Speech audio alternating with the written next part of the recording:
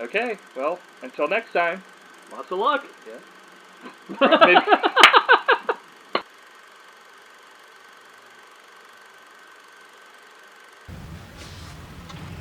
We don't want you to go up north, Vince.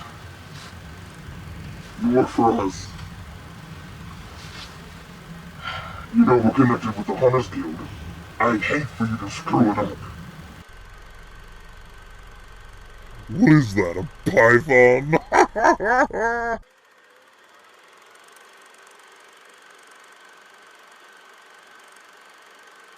What are you going for, anyway?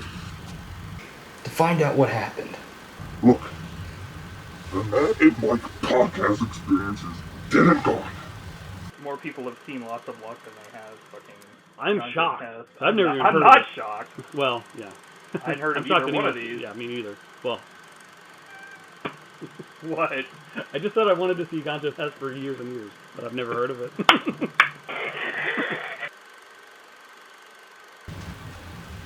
You're hard nuts up there, Vince. They won't take kindly to someone like you, sleuthing around.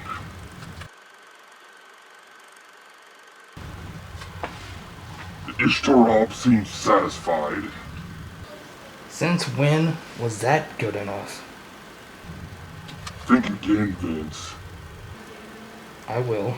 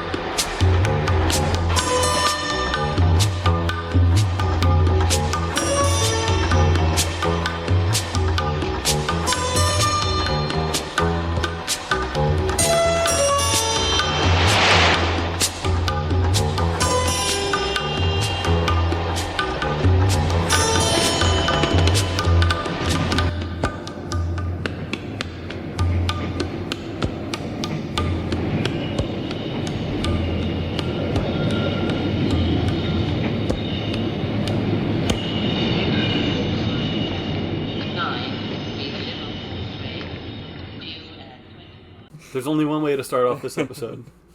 Carter! Because we're talking about Rush Hour 1, 2, and 3. I want all the Michael Caines and Sylvester Stallones on this side of the room, and all the shitty Yakuza on this side of the room. Or the triads or whatever. Okay. I agree. You don't get Carter. He gets you. That's true. This is Buddy Shots 157.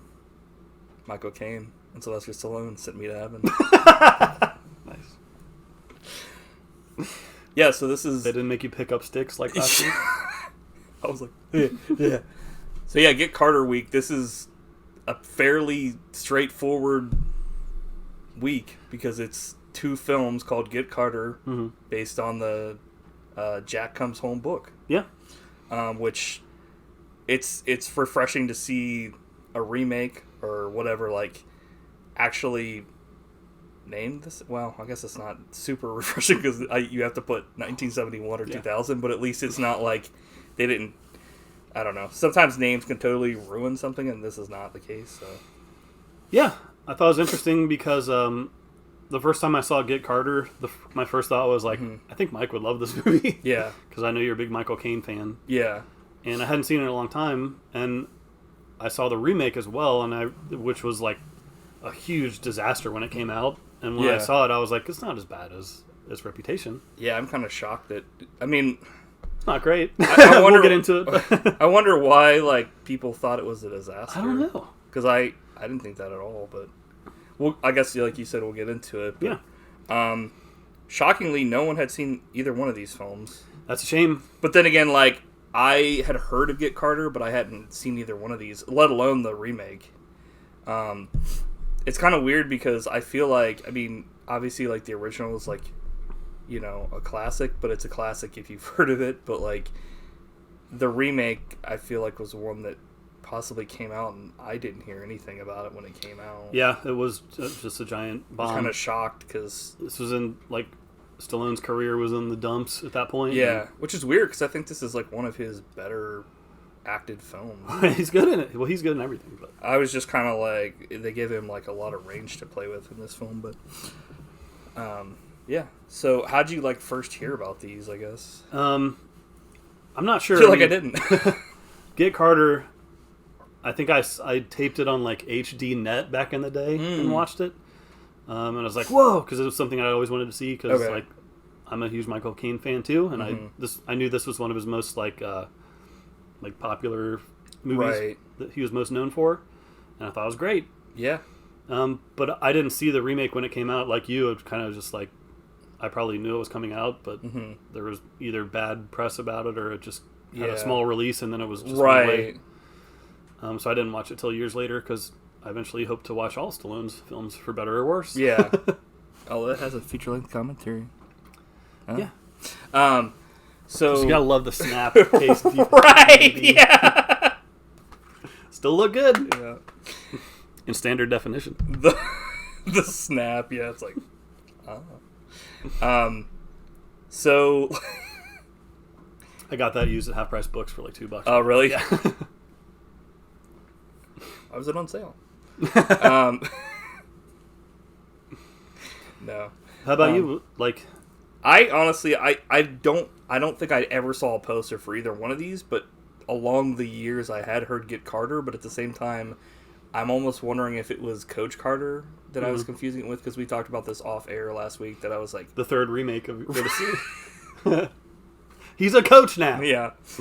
It must be a sequel to the second one. Maybe. But yeah, like... What do you mean?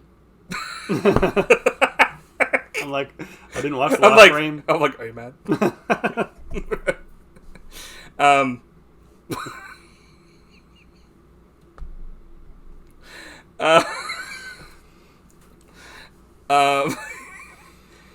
But yeah, like, the one that you have here is like the recently released, what is it, FBI or not? BFI. BFI, the FBI version. The British Film Institute. Yes. A new remaster that looks awesome. Which they do, like, their whole thing is like, yeah, like you said, are going in remastering and making sure that films are kept. Yeah, I think the British are very proud of this film. It's like, it was voted as like one of the top 10 greatest British film by some. Like, yeah, that's legit. I mean, I guess as they should be. When you watch it, you definitely get a good dichotomy of at least that area of like the way things look, and for sure that's a big part of it, I think. So they're like, we were happy showcasing how people really act. I'm like, Jesus, the worst of our society. Yeah. But yeah, so it's funny because we've seen like a couple Michael Caine films on the podcast, and both times he's kind of like a bastard. I don't know if that was his MO, being like a charming bastard. Like, he was like the worst James Bond as far as like how he acted. It's like the stuff he's doing to women. It's like, Jesus. Yeah, when I was watching it this time, I was thinking like, this is his best performance. But then I kept thinking, no, Muppet Christmas Carol still got it. Yeah, so good. Yeah, when I completely forgot about that when you said that, but I was like, I like the film, but like, it's like, I don't know. I think it's just hard for anything to beat that film for me, like Muppet Christmas Carol with Michael Caine, because it's not only him. It's like, even though it's like every other person in the film is a freaking puppet, it's like they bring it as well. It's like they all have their own character and stuff, and what he does in that movie is harder than what he does in Get Carter. Yeah, exactly, because I mean, not only that, but he doesn't treat it like it's a fucking joke. It's like he's acting just the way Patrick Stewart or, you know, George C. Scott acted as freaking Scrooge, but with like freaking puppets. Like, so good. Not everybody can do that. He treat it like it's a, you know. Then again, I guess he was on Deadly Ground, so anything. And Jaws for the Revenge as Hoagie, which was before. I guess he's like, fuck it. Yeah. He famously missed getting his Oscar because he was filming Jaws for the Revenge, so he couldn't make it to the Oscars. Wow. Like, I'm sure he'll be up for another one. He's bloody 90. Yeah. Somebody like said he was retired or whatever. Yeah. I was just like, oh, you earned it. He does do a new intro on this. Oh, It yeah? was like literally like 50 seconds. He's like, here you go, watch it and enjoy. He's like, yeah, I saw that some of this, like the commentary and stuff, was recorded around the time he was doing this one. Oh, yeah. Yeah, it was right around Because 2000. like, there's like press pictures of him, like with SylvesterStallone, like. And there's a pretty good thing where they brought out the director, Mike Hodges, Mm-hmm. to do like an hour-long Q&A session in 2022, which like he died in 2022, so it was like wow. right before he died. It was cool to hear him It was talk. at the funeral. It's like, Jesus. It was it was just Michael Caine like asking questions. Like, what happened at the end? It's like, what? He's like, why wasn't there a sequel? He's like, I got an idea. Get Carter. Squeakquel. He's like, I was a little bouncer man to jump up and down. I'm like, eh. It's like, come on, dude. He's like, I never heard of Get Carter till my kids were playing the video game. I wish there was a Get Carter video game. It'd be like... Press B to slap a woman. Yeah. So, yeah, I guess we'll go ahead. I mean, we've already been kind of talking about it, but I guess we'll actually get into the film here. Yeah. I think it's one thing that's cool about getting old is like when I haven't seen a movie in 10 or 15 years, it's almost like watching it for the first time. And I hadn't seen this in so long, I was like, whoa, I'd forgotten a lot of stuff about it. So there's a lot of, I think that's just over time, because there's a lot of stuff that like I watched when I was younger that like, I mean, if you think like, 10 years, I mean, years go by and you're like, unless something was like, one of the defining moments Right. in your life, you're not going to remember it. especially all the as details. much. Right. But one thing I always remembered is Michael Caine makes eating soup look cool. Which he doesn't do that. That doesn't happen in the film. He's not like geriatric or whatever. So yeah, we've got all kinds of like at the beginning here. It's like something that you don't see too often. A bunch of dudes sitting around watching porno slides.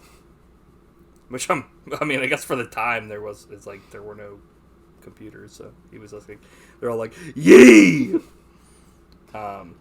Oh, you're watching stag films? Yeah, I'm like, oh. This pretty much like sets up the beginning of the film or whatever with like him going to find out. You find out that his brother was killed, and it's like, He wants to find out He what thinks happened. that there's maybe like something more to it other than just like, an accident or something. So it's like, was he being paranoid or was he like correct in his assumptions? He was. Yeah. And then pretty much another reason I thought you'd like this movie is it's basically a detective film. Yeah, Like he's solving a mystery. Yeah, he's pretty. Yeah, it's I like that. I like that. It's good. It's very good. He was like looking around and stuff, and yeah, he's like.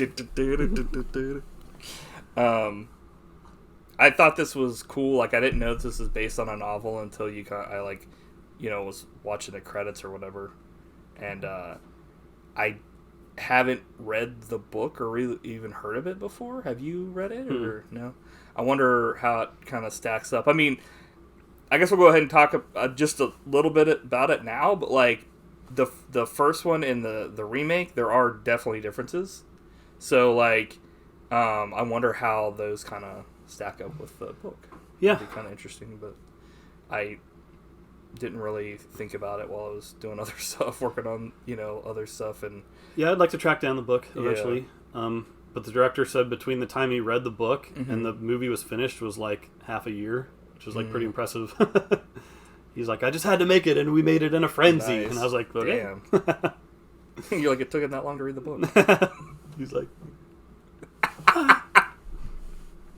He's like, I like the way you move. It's like, oh. The Reading Rainbow. Yeah. All those remixes that used to be out for that on like Napster. It's like, everyone's like, what the fuck is Napster? It's like the lawless. It's like, instead of now where you could possibly download exactly what you wanted on like a file sharing service or a torrent or something, it's like you would just search for something and hope you got what you wanted. Yeah, good stuff. I thought it was interesting. It's kind of like definitely it's the time capsule, because it's like you watch him shave with like an electric razor, but it's like plugged into the wall. It's like attached to the wall, so he's like using it, standing over the corpse of his brother, right? Yeah, his brother is just like he's like they like put him in the box that like barely fits him. Yeah, it was nice and snug. Yeah, guess he's not going to complain. Yeah, we talked about it, but like in this version at least, like he's kind of like a lot of stuff kind of comes out through comments of other people that kind of definitely paint him in a light that's not. He's not the hero. He's a villain. He even says it, and he's a total bastard. Yeah. And I think that's one of the things that makes this movie special. Is like I was thinking, if there were like 9 other stories about Carter, he would be like the main bad guy. Yeah. But in this story, he's the hero. Right.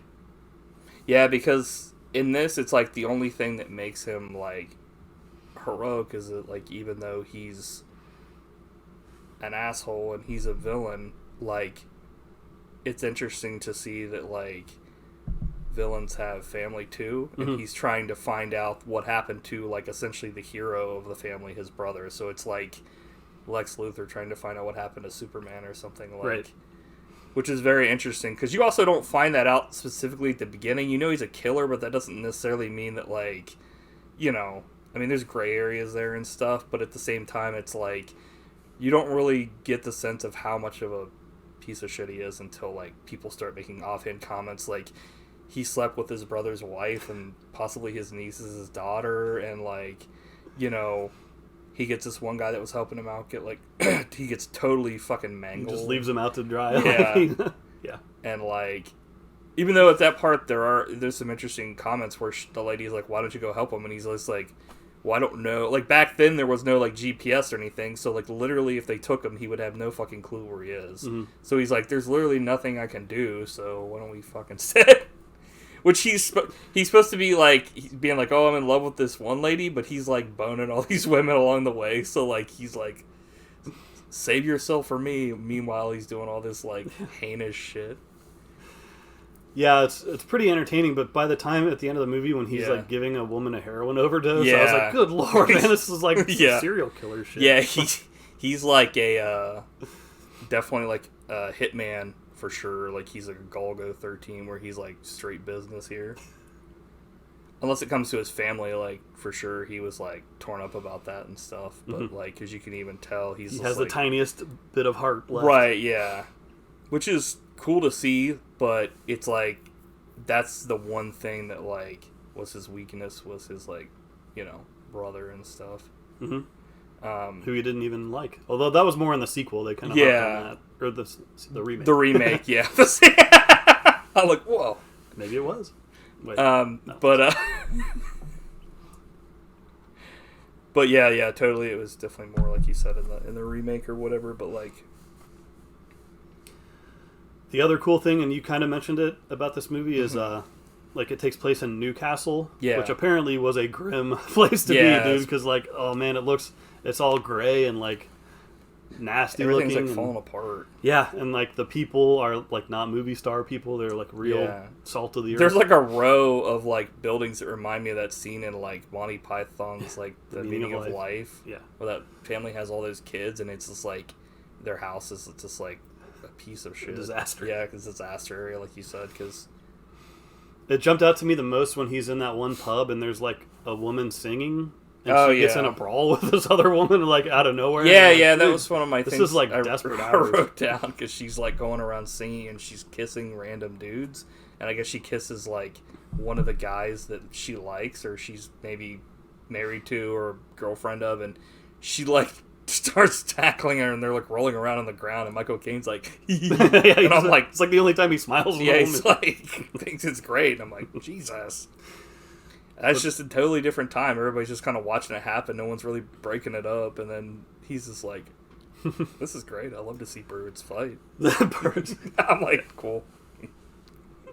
The bird. Yeah. But it's like whatever it is, the opposite of glamorous is what this movie is. For like sure. Just, yikes, it's rough stuff. But, I mean, that's kind of what like he's kind of coming back. It's like James Bond showing up in like, you know, a Pisgah, ghetto or Ohio, something. or yeah. Dayton. Yeah, yeah, because James Bond goes to Dayton. Yeah, that'd be a film. But yeah, like, because he's like shows up and all these people are looking at him because he's like the nicest looking guy in miles. So everyone's just like, whoa, like, you know what I mean? Yeah. One thing I didn't understand is, like, one of the most famous quotes from this movie is when he's like, "Give me a pint of lager in a thin glass." Yeah. What's that? I don't know what that means. Maybe it's like if it's thin, he gets more. But I didn't. Yeah. I have to. I think there was another thing that I'll have to look in my notes here, but there was another thing that I wrote down that I didn't understand really. A little more than a hot dog. Yeah, I was like, this line, lowering his casket, we commit his body to be consumed by fire. I was like, Jesus. Roast in hell. Yeah, Caine's like, Margaret is his bro's bird, but she has a husband. Yeah, so essentially you find out, like, the lady that was, like, which is another thing that kind of changed with, like, the sequel, but, like, in this one, it's, like, this was, like, just out of the swinging 60s, baby. Yeah. So, like, essentially, he had a woman that he liked, but, like, she was married, and she was also probably seeing a bunch of other dudes. Mm-hmm. So it was, like, you know. Played by Britt Ekland from The Wicker Man. She's like, y'all. Getting nude again. Yeah. That was hilarious though, because like there's that phone sex scene basically. Yeah. And then it gets interrupted because the dude comes in and he's like, "What, you got gut trouble?" Yeah. What's going on in here? I'm like, yeah. He's like, "What is this bullshit?" What do you think about the guy that spit out like a whole hot dog that had in his mouth like a cigar? I took a note and I was like, why is he eating a hot dog like that? He's like, it was like, had the very end in his mouth and it was like a cigar, and then he saw the guy and he was like... He saw Carter and he got so scared he dropped his hot dog. Yeah, he's like... I'm like, eh. He's like, lots of luck. So I have a note here that says, Caine becomes a caveman and whacks a guy out of the jungle with a club. When he's like, he like goes to infiltrate this place, but like he's like knocking the fuck out of dudes for no reason. It's like you could have just snuck past that guy. Instead, he's like, didn't have to give yeah. The guy like lands in the fucking water, and I'm like, he's dead. And then he sneaks past, and I couldn't tell, were they playing with the German Shepherd or was it like torturing someone? Oh yeah, because there's a dude out in the yard, and the guy's like, and it was like what you used to do with like Gibby or whatever. But you were like the dog was like, you know, wrestling. Yeah, attacking him, or it's like, were they training the dog to attack, or like this guy's like, help me, and they're like, oh, they're just playing. But like he sees him and he just fucking runs. He's like, yee, and they're all just like, get him. He's like, yeah. It's like he was super stealthy up until that point, and then he's just like turned into Roadrunner. It's like, why? He's like, me. Huh? The phone sex part. Yeah, what'd you think about that? Because he's basically like he's like turning two women on at the same time. It's like this. It's like another scene that just goes to show Michael Caine. He's a deviant bastard. Would make them blow. Yeah, he's talking on the phone to this woman that's his boss's like wife or whatever. Yeah. And like his girlfriend, and like he's like essentially they're having like an affair under the guy's nose, and like he's trying to be like, we need to, you know, let's go to Africa or wherever. Where was it? It was, yeah, I don't remember. And like essentially like live without prying eyes. They can do whatever they want. And he's like, you know, we're gonna have all kinds of sex, and like, you know, he's being salacious. And but at the same time, he's staring daggers. But he like is talking, and then he sees that she's like looking at him, and he like looks over at her while he's saying all this, and she's in a rocking chair, like, oh. And then she's like, I'm gonna tell, or whatever, and then he's just like, no, you won't, because we're gonna go upstairs, and I'm gonna shag you. So he has sex with this random like bed and breakfast lady. Yep. And he's like, He's like, how did you sleep last night? And she's like, wonderful. I thought that was actually like one of the only nice things he ever did in the film was to ask. He's essentially like, how was things last night? But then that leads to one of the best scenes in the movie where he gets confronted by henchmen and he walks out in the street fully nude with a shotgun. He just gets confronted by him and then he just walks out in the street nude. There's nothing that happens between that. They're like, hey, what are you doing? He's just like... I guess I probably could have described that a little bit better. That would make no sense. I messed up. He's like... So, yeah, it's kind of like what happens in like that film with Christopher Lloyd where he has the hidden gun or whatever. Oh, yeah. Where like there's a shotgun underneath the bed and they think that they have him dead to rights because he's completely nude, completely got like interrupted having sex with this lady, and he rolls off the bed and he's just like searching for the gun under there while they're like, come on, because they're essentially like his bosses, like his kind of like his co-workers, and they're like, we need to take you back because we're done with you wasting time up here. We need you for other jobs and stuff. And that's when he's just like, nope. And they're like, hey, no, we're all friends here. But I thought that was a cool character touch. Like, yeah, he doesn't care at all about walking stock naked, baby. Yeah. What do you think about the guy that got dragged behind a car at like 1 mile per hour? He was like, ah. That was like the most. I think that was probably the most weird, but like kind of realistic depiction of something like that ever, because like the driver gets knocked out, so like he kind of like floors it, but like it's kind of like just a total crapshoot because a dude jumps out, another dude runs away, and it's just kind of like chaos. Like so many different things are head slammed through the window. Right, so many different things are happening because of, you know what I mean, one thing leads to another, and the one dude that he's trying to like run down is like, or the one dude he's trying to like get information out of just runs. Yeah, it's just like Thorpe or whatever. It was funny because they ran through like this dance club or whatever. Yeah, and all the people on the dance floor were doing like a weird like trance there. Like they were like.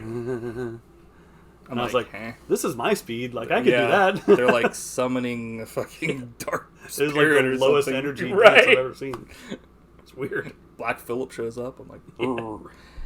But like, he catches this guy and he's like, I was like, what the fuck is this? That's hilarious. He's like, shot is straight out of Buddy Shot. Yeah, he's like, lots of luck. I was like, eh. He's like, don't. Yeah, and he like grabs him by the veg in 2 bits. He's like, come on, tell me the truth. And he's like, yo! And he does tell him the tackle. Truth. Yeah. But, he's like stalking this one dude when he finds out who like sent the stuff, and he's like, he gets there just in time to see the guy come home to find out that his daughter is throwing this party, and he calls his daughter a bitch. I was like, Jesus! That was funny. He's like, yeah, bitch. I'm like, Jesus. He's really good at just like sneaking into places and sitting down to confront the gangsters. So this movie had, I think, at least one little ADR that cracked me up. It had nothing on the sequel. But like, the guy's kicking people out of the house, you know, because of the party.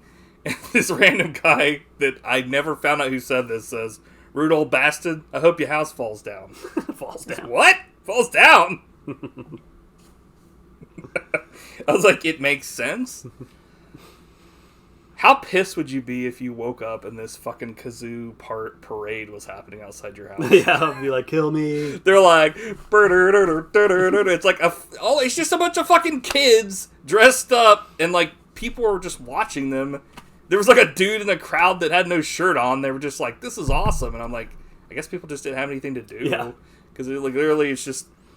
Fucking, back in like, Newcastle, that was the highlight of the year. 40 fucking kids marching down a fucking street, blasting kazoos in the morning. I'm like, huh? But yeah, you find out that, like, you know, he possibly fathered his niece. Mm-hmm. Or, yeah, that makes sense. Still doesn't really even care that much about her. He just like gives her some money. He's like, I'll never see you again. Bye. He's like pretty much the only person that kind of cares about her, though. I mean, Yeah. it seems like, and then because like even at the end when he does find out something happened to her, and that's when he goes like he's already out for revenge, but now it's like, yeah. Did you know this movie was going to turn into 8mm? I didn't, but thank God there was no like, Jesus, that whole like, yeah, that movie, Christ. But there is, yeah, that is like, there is stupid. There is stupid shit that happens. There is fucked up shit for sure. I feel like it's pretty fucked up in this film, but I feel like it even goes that extra mile in the remake. Yeah.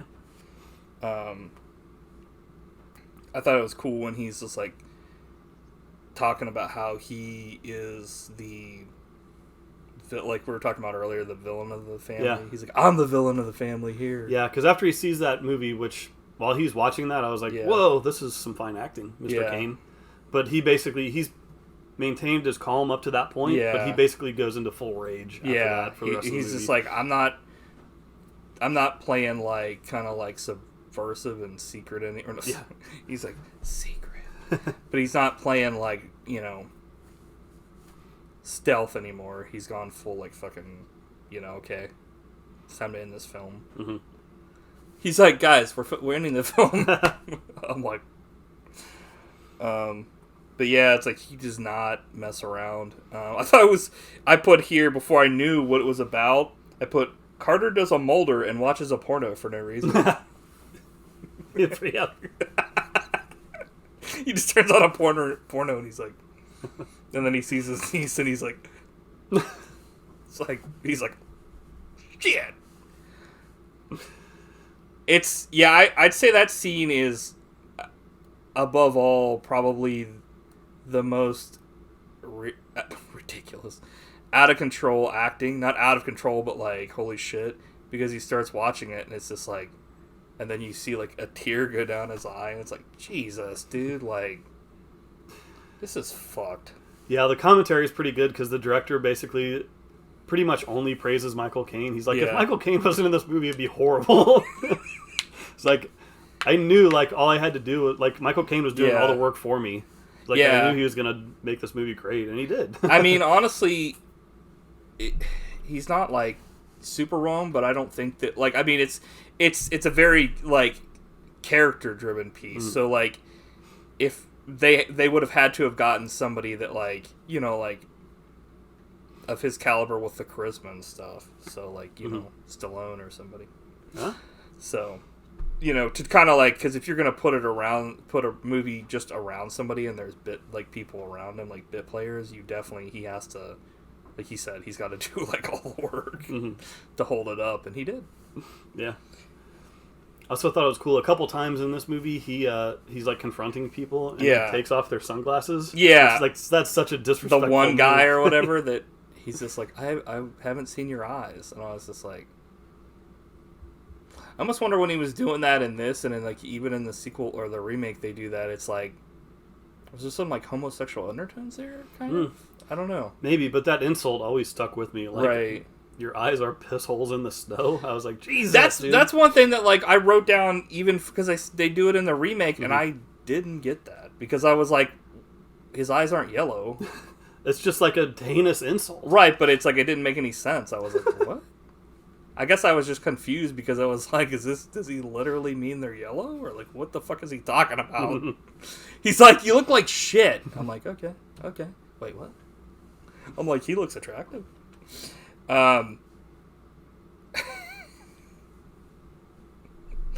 So he gets pissed and he puts this fucking lady that he's shagging in the fucking car in the trunk, and then later on they push the trunk or the car off the fucking thing and she's in the trunk and she's dead as fuck. Rip. Yeah. He sees it go down and he's just like, well, too bad He's about your like- luck. Pretty much, I mean, he was like probably gonna kill her anyway, so he's just like, well, I don't give a fuck. Because he's kind of like, she was bipartisan involved, by proxy, not bipartisan. She was by proxy involved with the getting of his niece, and they like drugged her and had sex with her. Like, yeah. I was like, Good God. Yeah, right before that happened, there's a pretty cool like little shootout that happens on the ferry, which the way he like shot at the guys, like from the hip, Yeah. I thought it was pretty cool. He's just like boom, and then he turns tail and runs. He's like, it was pretty cool. It's like a Han Solo kind of deal. Yeah.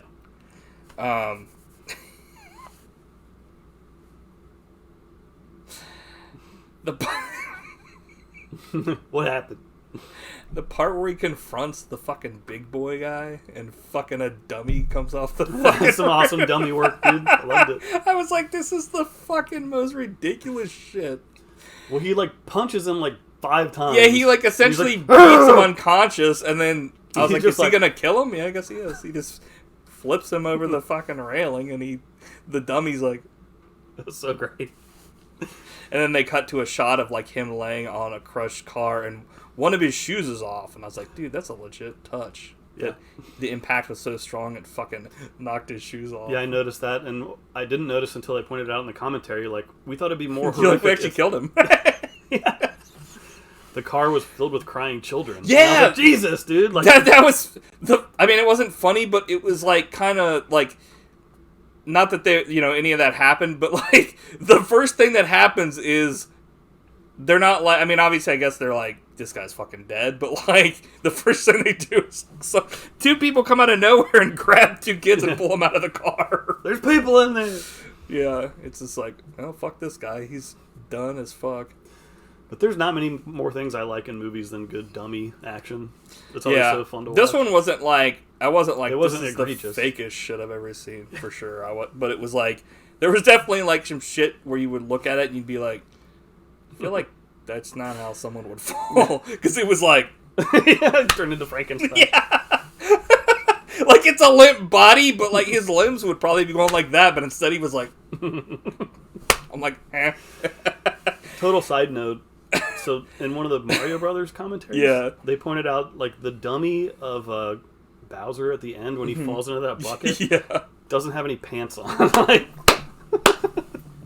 and I never would have noticed it, but now I'll always like notice it. Like they were like, we just had no more time, and they just didn't have any pants on him for some reason. So you got to go back and watch that. Oh You'll my crack god. up. I want to get that version so much because watch our previous episode on my 10-hour-long notes. That's Tirade before against- the version came out too, so only imagine. I can only imagine. But that was fucking hilarious when that dummy fell off the thing.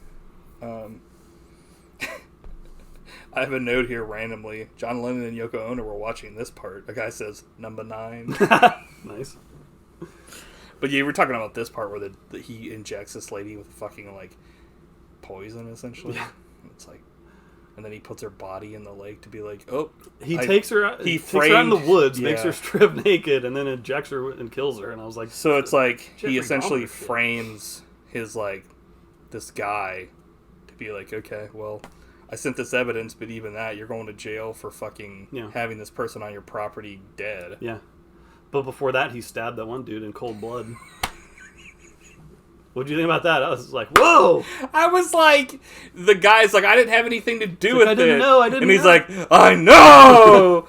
Whoa! He was like stabbing him, and I was just like, the guy got stabbed twice, and he was like, ugh. And I was like, holy fuck, dude.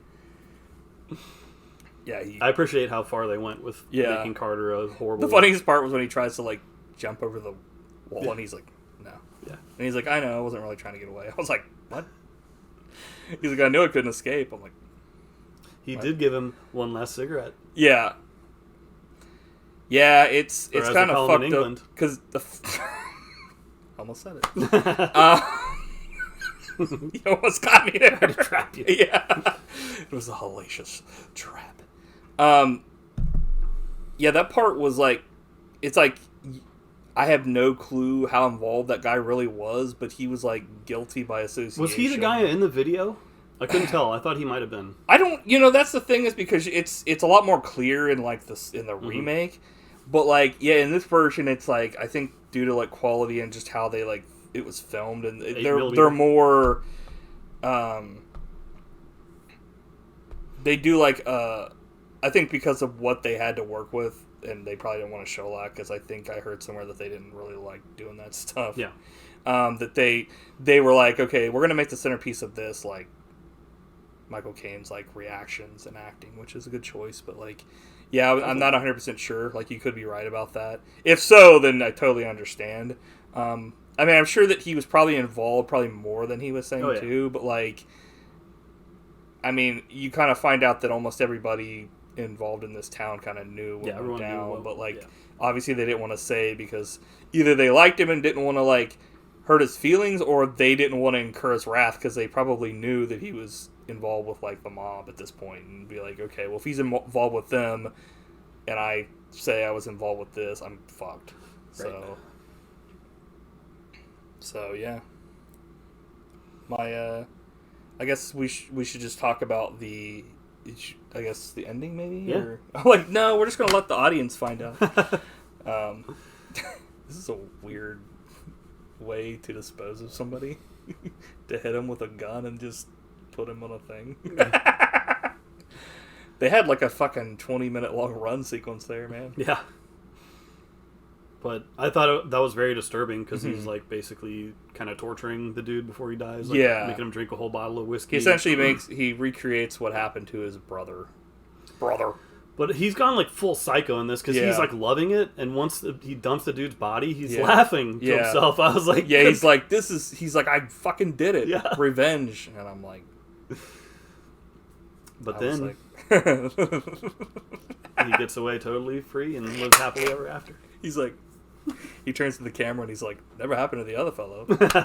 And I'm like, hey. No, he gets fucking destroyed by Hitman as well. Yeah. Boom, headshot. He's like, click, click, boom. Much like Night of the Living Dead, the last frame of this movie is our hero with a bullet hole in his head. Yeah. Like, but unlike in that movie, the guy that got killed probably deserved it.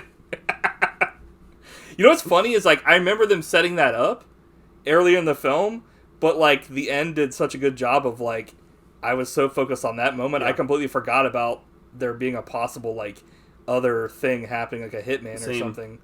Actually, they pointed out that dude is sitting with him in the train at the very beginning of the movie. Oh, really? Like, he was on him from the So it was just kind of, or it was just an occurrence. Yeah. But he's doomed. Yeah. And there's ain't gonna be no sequel.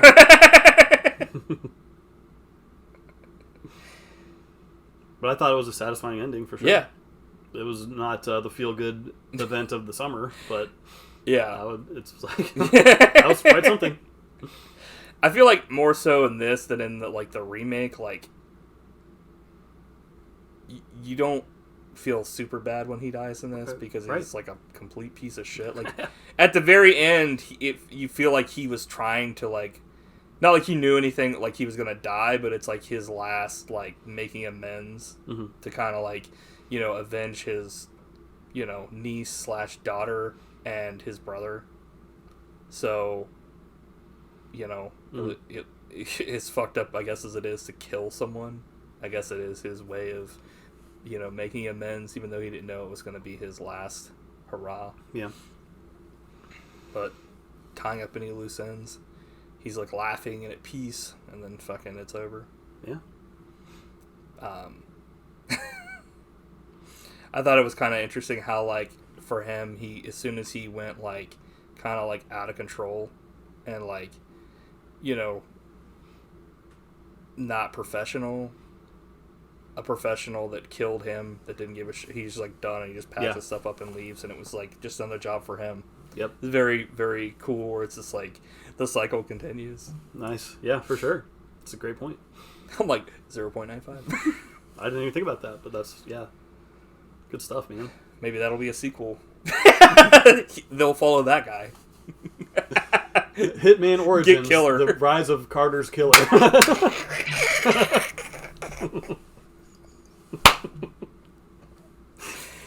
Carter's Killer. It shows him training as like a kid, and it goes all the way up to the point where he kills him, and it's just like, I am the night, I am Carter's Killer. Dun, dun, dun, dun, dun. He like runs off in the night, Batman style. It's like, what? Carter's Killer. So, It's like CK. Yeah. cool. Any other thoughts on the Origin The before we original? go into the remake?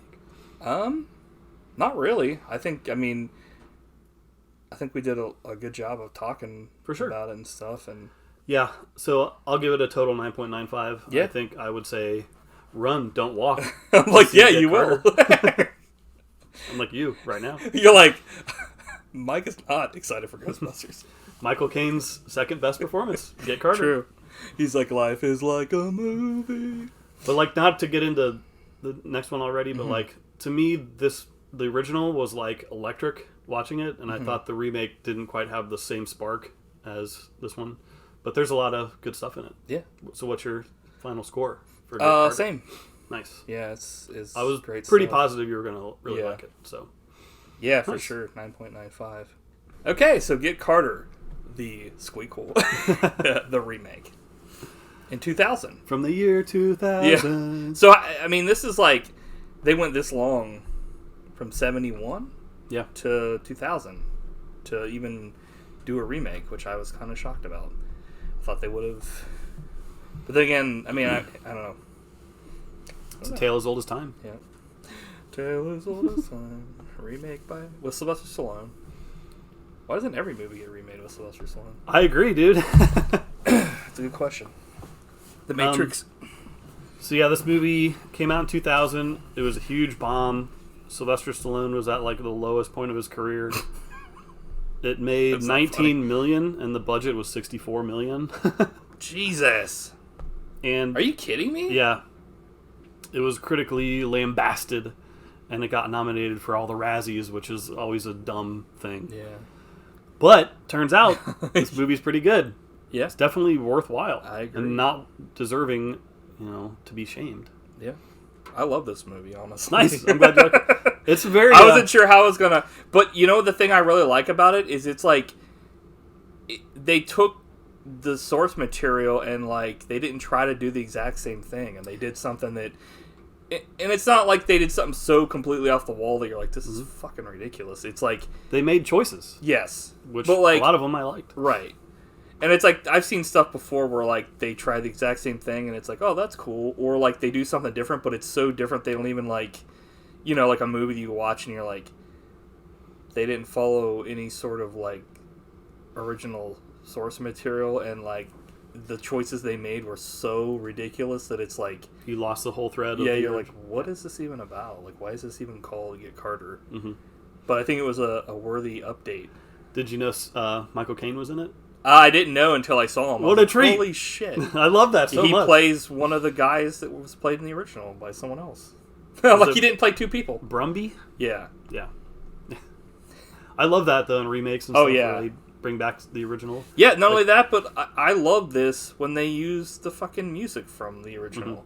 It's like, you But it's have got a that 2000s yeah, twist. you have a brand, why not use it? Like, I hate when I go see a movie, and this is probably stupid, I'm probably the only person that thinks this, but I hate when I see a movie and it's supposed to be a sequel or a remake or an update, and they don't even, like, use the music or anything, because, like, that's the brand. Yeah, it's like, iconic. The music yeah. is, we didn't even talk about it, but the music is awesome. Like It's like- Carter's theme. Yeah, it's I think that was one badass. thing that I wasn't a huge fan of with, like, certain things for, like, Superman, is when they don't use the theme, and I'm like, dude, come on with this, like...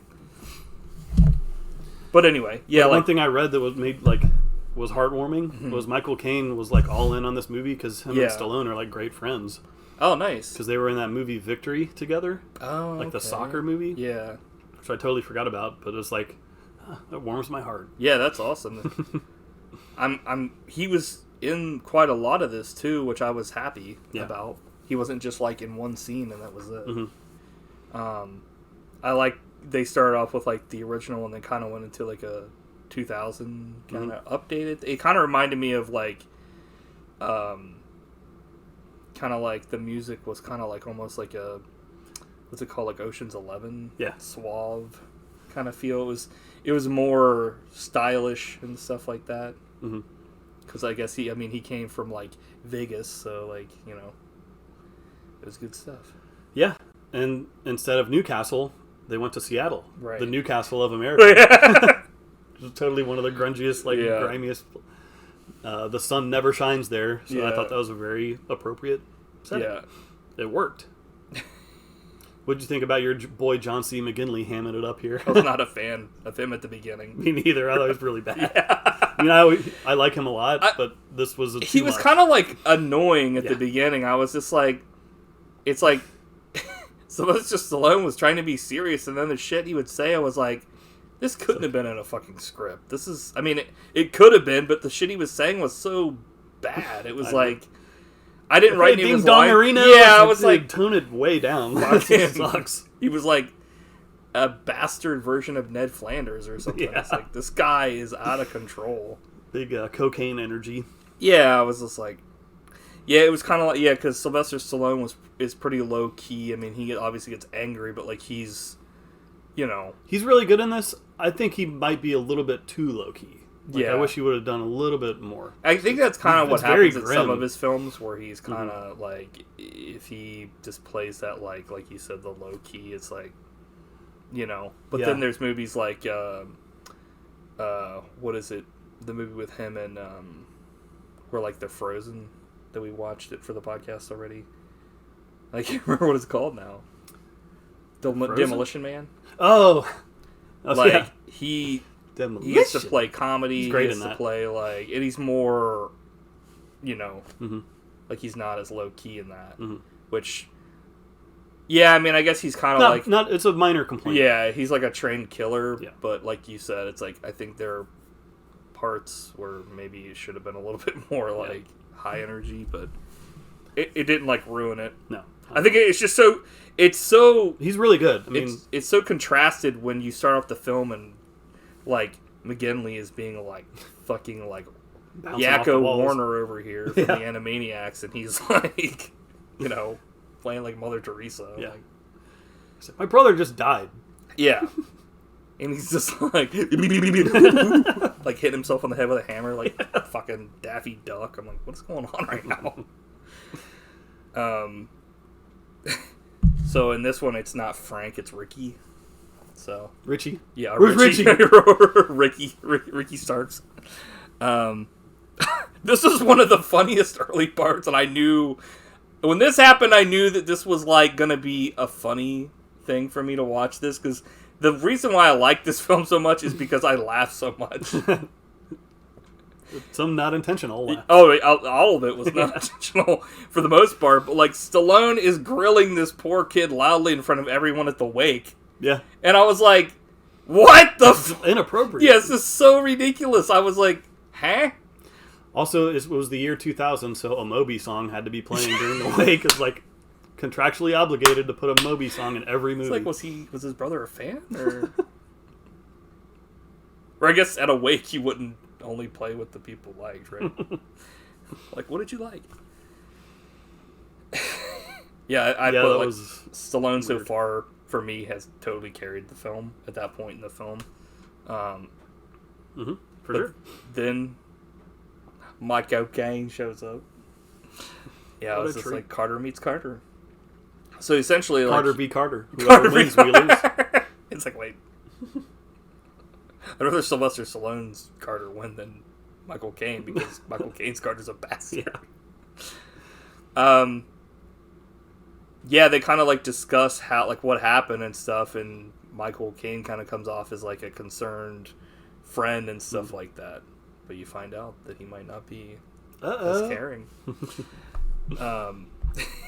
as he first sets out to be. But it's also kind of like watching the original, you kind of know that there's going to be like people, like nobody you can really trust except for like, you know, like, because one of the differences about this version is that like when he comes home, the wife is like he's actually married. Yeah, Gloria like is played by Miranda Richardson. By your dog. Yeah, like and his niece Rose McGowan, I think, right? Rona Mitra. What's his niece? Oh, no, sorry. No, I was like, wait. I was looking at Rachel Lake Hook. Yeah, that's what I say. Rose McGowan. I'm like, you know, Drew Barrymore. But yeah, like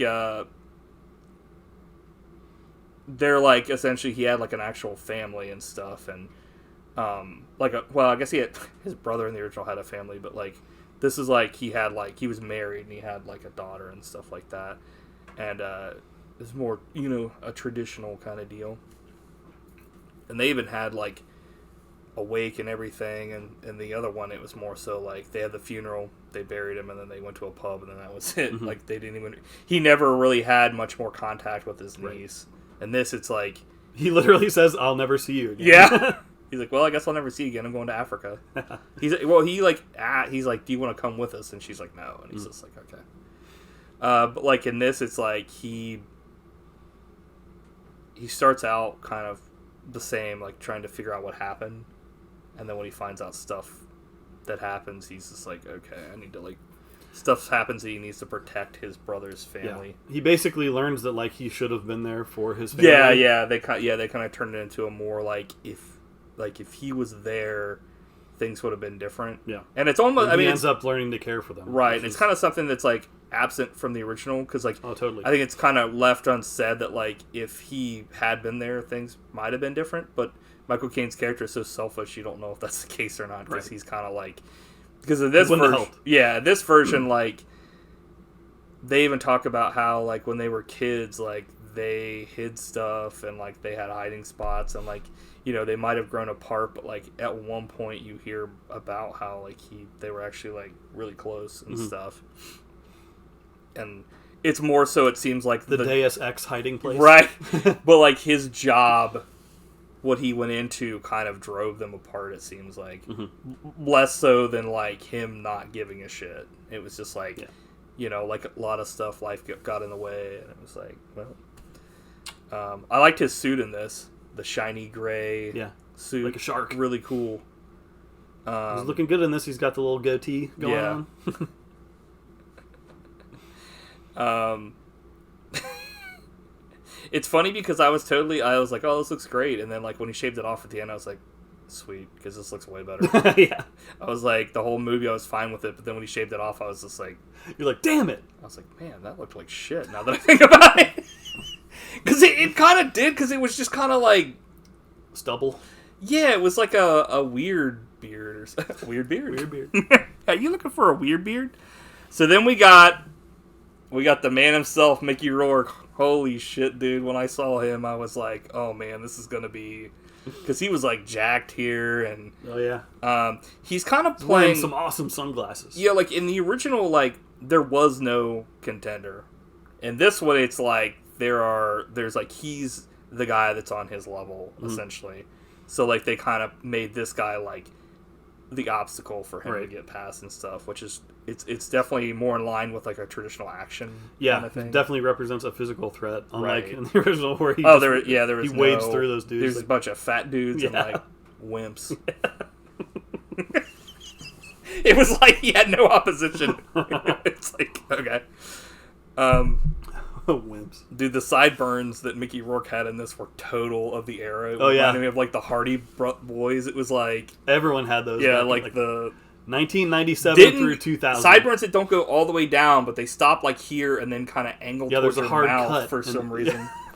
So of that time. This was a fun time capsule because like that's a time that I think we both appreciate quite a bit. Like that era, because we lived through it for sure. We're still here to talk about it. But I thought Mickey Rourke was great in this. Yeah, I did too. His porno screensaver. I was like, because he runs like a...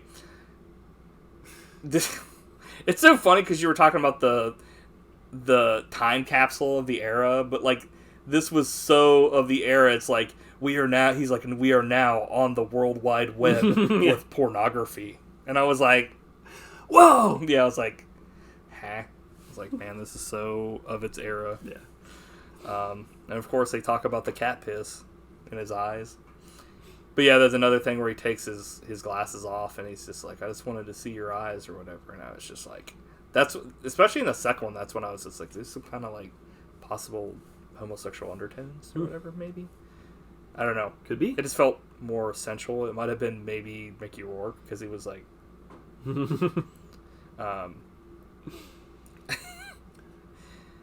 So then we come to the first ADR of this film. Was it on the golf course? No. Oh. It's when he goes into the fucking... He goes into the kitchen and somebody says, hey, you can't come in here. And I zoomed in and went back, and like no one says that. Like the guy leaving just looks at him, and his mouth isn't moving. So Doesn't he say it twice? Because the two guys come in, and he says, "You can't come in here." Yeah, it's like it's like a fuck up. Like it's like a line reading almost, because he's like, "Hey, you can't come. Hey, you can't come in here." Like the guy does nothing to stop. Right. Okay, just it's like that line in Oblivion where like the lady's reading her line, and then she's like, "Can I do that again?" And then she starts doing her line, and it's all in the fucking game because they never cut it out. Didn't know about that. Yeah. Nice. There's so much dialogue in that. She's like, "You cannot." Can I do that again? That's you hilarious. cannot. And yeah, like you were talking about, here's the next ADR, which happens no less than fucking 2 minutes later. That was the only one I noticed in the whole movie. Oh so my god! Yes, you're gonna blow my mind. But like, yeah. Hey pal, you're walking on my lawn. That was so bad. It made even less sense because I've been golfing and like quite a bit, and no one ever calls a golf course a lawn. I was like, also like when I looked over, like when they pan over to like see who's there, there is nobody even close to the age to be able to say that. Why did they add that? Like, it's so unnecessary. It's so stupid. It sounded like it was the same guy that said that you can't come in here. So it's like they I don't know if some intern just went in at night and added himself into the movie. Yeah, I don't know, because like you said, there was no reason to add either one of them, because it's like obviously when he goes in there in the kitchen, the guy's like, "Where are you going?" right after that. So it's not like you need someone to say you can't come in here. Yeah.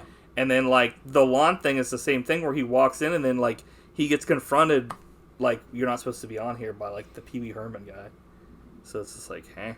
That's so funny you said Pee Wee Herman. Yeah. I thought the exact same thing. The guy Boris and Nightcrawler. Your boy Alan Cumming. Are you happy to see Alan him? going? Yeah. I was doing just like, a okay American accent. yeah, that wasn't the thing that kind of caught me off guard. It was more so like, this guy was fucking out of control, man. Like, okay, here's a line that I had to fucking write. This is why I love this film. There was just so much shit. I was like, going, because I normally don't look at my notes that much, but like fucking this was like one of those films where I could not believe what was happening. I had to keep rewinding stuff because I was cracking up. So he takes him aside and he says, "You know why I like golf, Mr. Carter? Because the ball just keeps going away. This is so stupid. The only sport where you hit that little sucker and it doesn't come back at you. I've got to want to go after it and get it, and when I get to it, I just knock it away again. You see what I'm saying, Mr. Carter? Once I get rid of it, I never want to see it again." What? 5 seconds ago you just said... This sucks. The only sport where you hit the little sucker and it doesn't come back. You have to go after it. So he wants to go after it, but once he hits it and gets rid of it, he never wants to see it again. Like, what the I had to rewind that like 3 times because I was like, am I missing something here? He's trying to make a metaphor, like I don't even know. It was a line that like somebody wrote that they thought was so good. Yeah. It's like when in a script in a movie you're watching it. Some dude was stoned out of his mind and wrote that and was like, "I'm a genius. Yeah. I'm done for the day." And they just switch like the stuff around. You know what I mean? Like when life gives you lemons, you get lemonade. They switch it. You know, when life gives you lemonade, you get lemons. It's like, doesn't work like that all the time. They thought they were so good, like they had something, and I was like, makes no sense. Wait a minute. Because every time I play golf, I'm like, I never want to see you again. Yeah.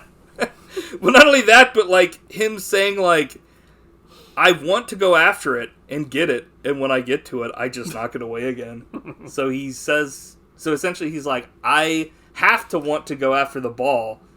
But I never want to see it. Yeah, but I never want to see it again. Like, what are you talking about? And so it's just Stallone's just sitting there like, huh? Yeah, that is really funny. Yeah. And I thought that was hilarious when I was watching it, not in a good way. Yeah. Like, the script in this movie is way worse than the one in the original. Yeah. Like, it doesn't hold a candle. It's pretty bad. This was of its era, for sure. Like, we've seen a bunch of films on this podcast from that era where it's just like... They may have been trying to make that into, like, a trailer line or something. Oh, totally, yeah, But it just does not work at all. Yeah. Like maybe that's why this didn't do so well. That was in the trailer, and people were like, what? Why is Pee Wee Herman? Yeah, why does this make no fucking sense? What did you think about the super low-speed car chases in this movie? I appreciated that they tried to put some action in, Yeah. and like you could tell they were filming in some downtown. They were areas, like, it's like when you're filming something, and like back in the day, we didn't want to get in trouble, so we had to be really quiet. Yeah. So there's a fight happening at like -5 decibels. Right. Yeah, there's like that one starts off like Jet Set Radio. It's just like, when a man has a weapon, the only recourse is to run. And then it started playing like Jet Set Radio music, and I was like, dude, this is totally a ripoff of that. I was cracking up. It was like, nobody really does that anymore, but like, grab a fucking free sample of fucking some dude talking, put it at the beginning of your fucking techno or remix or whatever the fuck your song is, and that's the fucking song. Yeah. But yeah, I was cracking up. Also, Pee-wee gets told to get his feet off the table while yelling on the phone. I was just like, this guy has billions of dollars. He's like this fucking like film's version of like Elon Musk, and they come over and just tell him to take his feet off the table. I was like, yes, sir. I was like, speaking of wimps, wait a he's minute. a huge wimp. Yeah. So before the fucking like chase happens with the cars, did you notice this fucking ridiculous ADR? So they recreate the thing kind of that happens in the original, where like he kicks the door and like the dude gets like they're trying to take him away. So he drops the ticket, and a fucking like NASCAR fucking sound happens. It's like, and it hits the ground, and when he goes to knock out the guy in the front, it goes, hey! Did you notice that? I did not notice the hay. Oh my god, dude. I was cracking up. Hey! Also the editing for the chase, I was like, fucking cool it. Because it was like, fine, but then it would go into like, fucking like Quantum of Solace mode, and it was like, fucking 20 cuts, and I'm like, what are you doing? My guess is they probably had so little to work Oh yeah, with, that's what they I was had thinking, to, like, yeah. make some energy. Yeah, they had this to like is dull Frankenstein this shit. as hell. But they're pretty bad.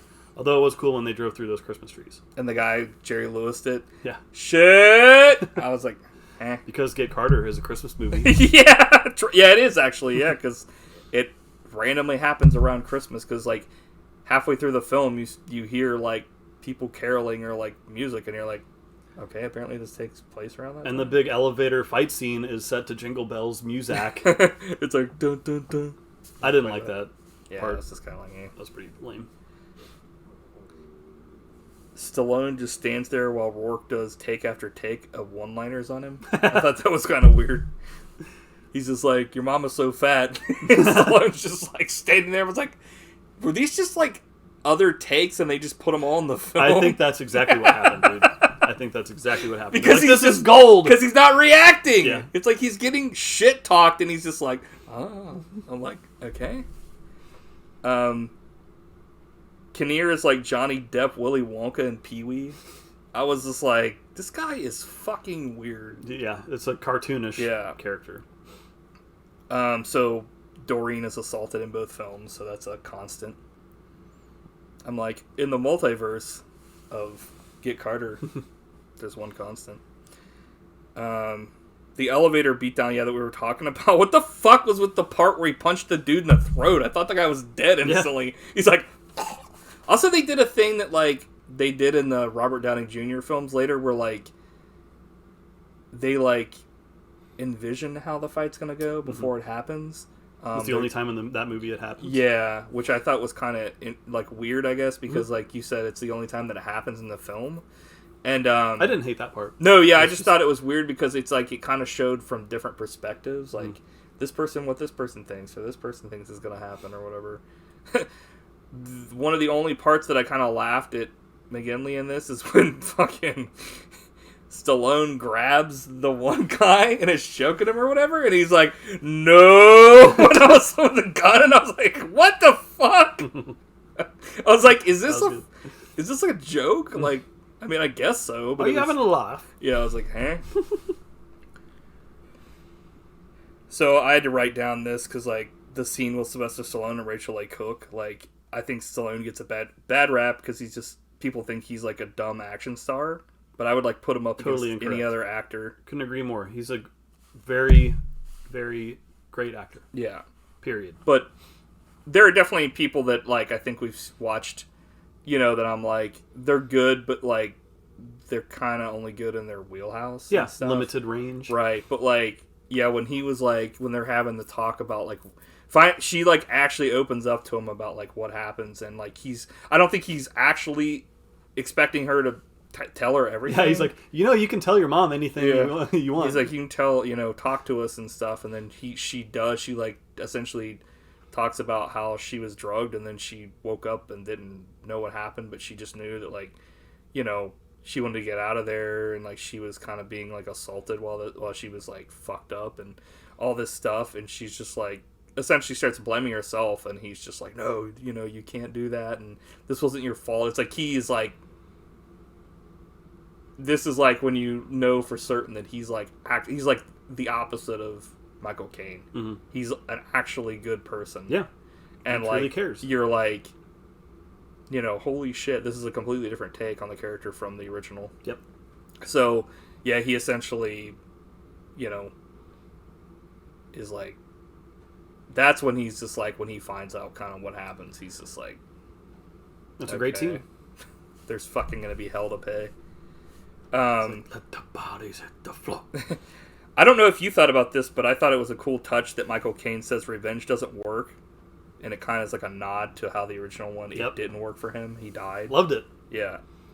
And who is it? I forget who says "Don't kill me," and he says, Eddie, yourself. The guy that like essentially like Yeah. assaulted his niece. He says, "Jack, don't kill me, man.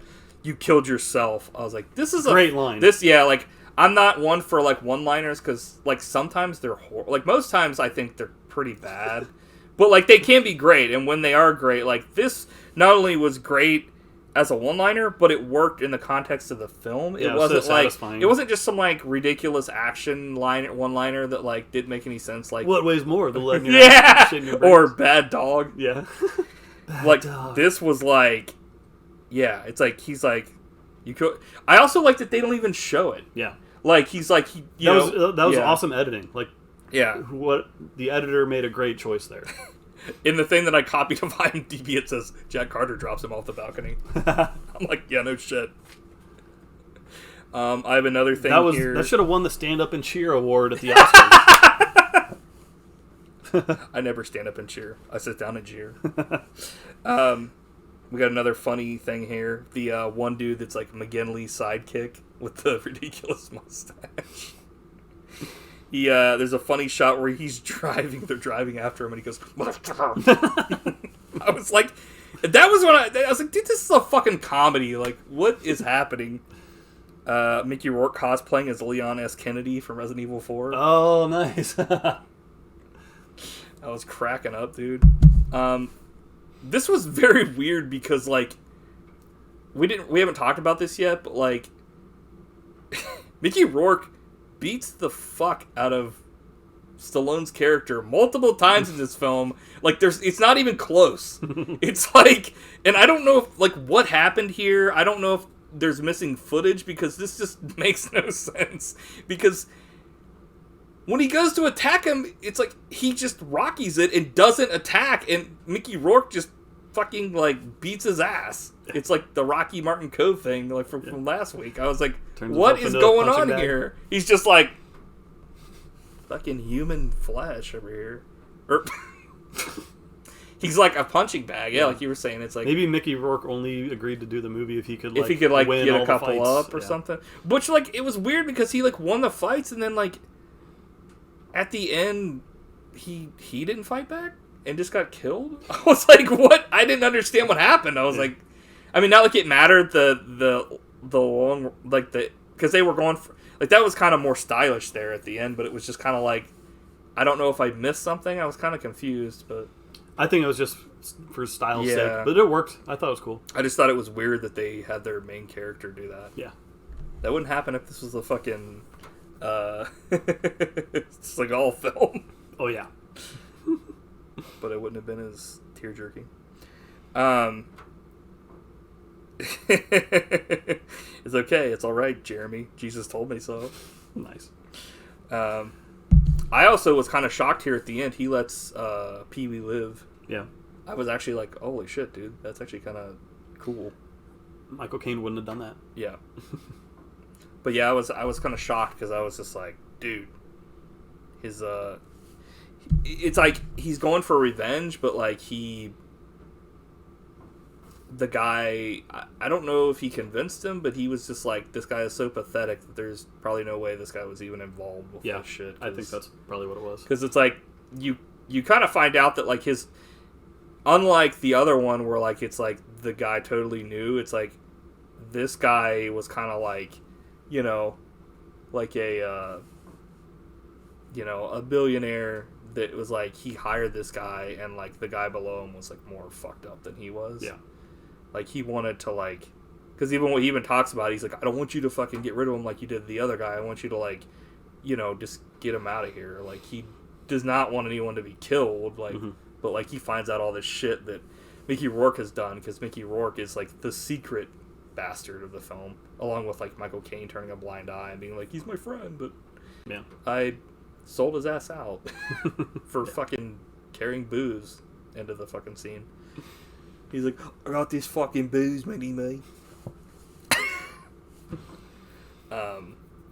Yeah, I was shocked, but it was good.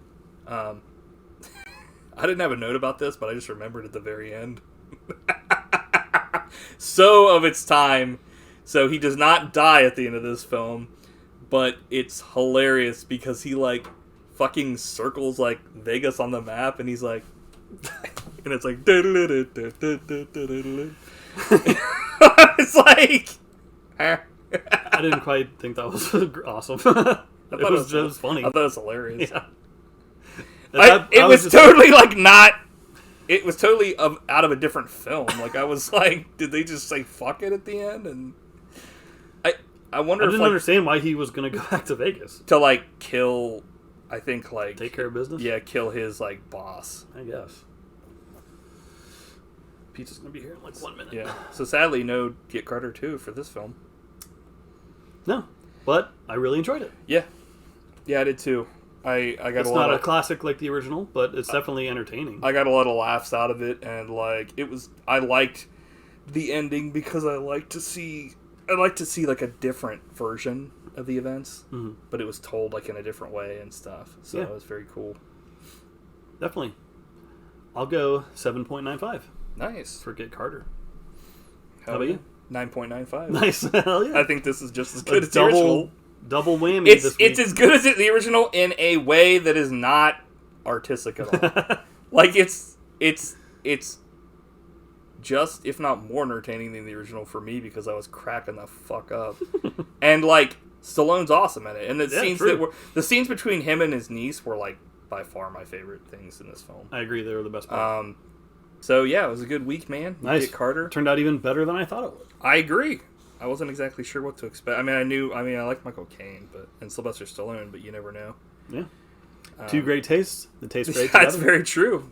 I thought that was so cool that Michael Caine's in both these films. So, cool. So, right. What's on tap for next week? So next week, I had completely different plans, but sadly, things kind of got derailed because the creator of Dragon Ball, Akira Toriyama, just passed away. Oh no! Yeah, just the other day. So we haven't done it at all on this podcast. I don't think. Like we've never done anything Dragon Ball related. Like we've talked. I think we've done skits and other stuff, but I kind of picked two films here that kind of encapsulate some of the stuff about it. And you've seen pretty much all the Dragon Ball Super films. I've dragged you to all those. But we're gonna do next time Dragon Ball: The Path to Power, which kind of summarizes in a film like the original Dragon Ball to a degree. And then one of the last Dragon Ball Z films they did that kind of has a lot of people in it, Dragon Ball Z Fusion Reborn.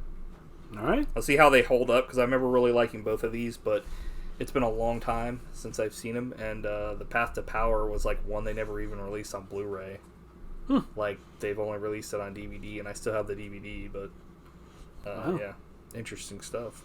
All right. So yeah, that'll be fun stuff. Hopefully they'll live up to what I remember. Cool. Cool, man. So I guess I like this. Yeah, I like this. It'll be a Dragon Ball, whatever it's called, Akira Toriyama tribute episode. So all right. Cool. Yeah. I guess until next time. Yeah. Bye. Stop right there, buddy. Don't! Shotz. Don't!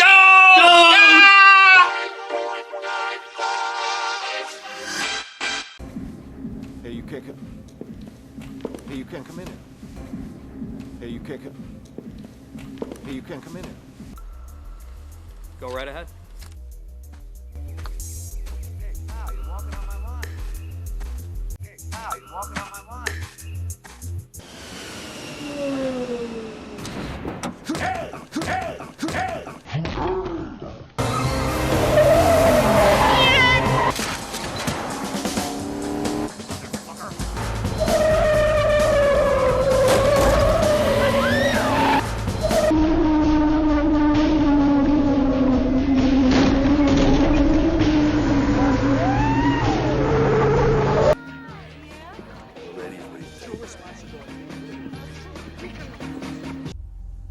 Guess that's a local's way of breaking the ice.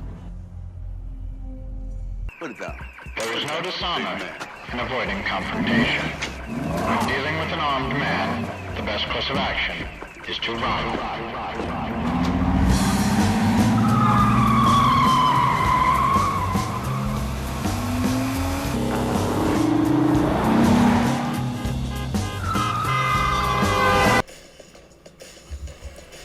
On the scene, Roadhouse. He's like, dun dun dun dun dun dun dun dun. Those old Eyewitness videos that I used to be obsessed with about like dinosaurs and stuff. That intro, I was like, dude, this is fucking awesome. I remember I brought one of those to school one time and like made the teacher play it for everybody. What? No, I didn't make her. You're like, do it.